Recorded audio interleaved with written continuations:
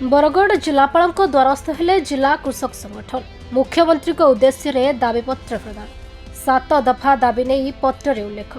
मंगलवार मध्याह्न बरगढ़ जिला चाषी संगठन एक प्रतिनिधि दल जिलापाल कार्यालय द्वारस्थ होती मुख्यमंत्री उद्देश्य अतिरिक्त जिलापाल को दाबीपत्र प्रदान कर वर्तमान रबी धान क्रय पंजीकरण में जो अवधि रही वर्धित निमंते उल्लेख कर कृषि ऋण बाबद जमी बंधकनामा निर्देश को प्रत्याहार करने पूर्व नियम अनुसार ऋण प्रदान करा दाबी होती।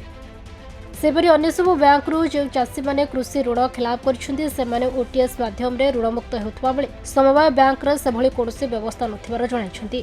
सेपरी धान किणा प्रक्रिया रे क्रयकारी संस्था से दायित्व निर्वाह करने कथा ताहा देखा मिलूना।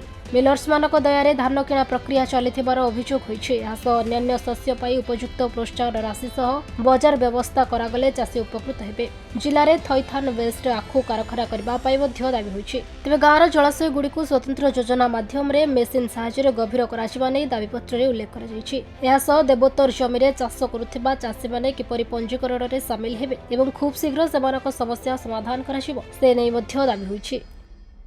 आमे गोटे 7 दफा सम्बलित दाबीपत्र मान्यवर मुख्यमंत्री उद्देश्य जिलापाल माध्यम प्रदान करिछो। जेनथेर विषय वस्तु गुड़िक है वर्तमान जेन रबी पंजीकरण चली से पंजीकरण रे सरकार जेन धार्य समय रखीचन सेटा चाषी मानकर लगी टिके समस्या सृष्टि करवा तो से समय के वृद्धि करवार लगी आमे दाबी करिछो। आ द्वितीय वर्तमान समवाय बैंक गोटे नुआ निर्देशनामा जारी करिछे जे कृषि ऋण उपरे भी चाषी मान को ताकर जमी मॉर्गेज करबार के पड़वा तो सेटा के प्रत्याहार करी आगरू जेनता चाषी मान को कृषि ऋण दिया जाउथला से हिसाब रे ऋण प्रदान करवार लगी आमे दाबी रखिछु। बरगढ़ हरिश्चंद्र भोई रिपोर्ट खबर ओडिशा।